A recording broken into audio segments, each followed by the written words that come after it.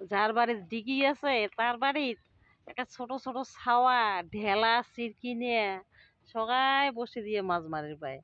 আর যার বাড়ির নাই তার বাড়ির ছাওয়া বলে জল দেখিলে ভয় খায়।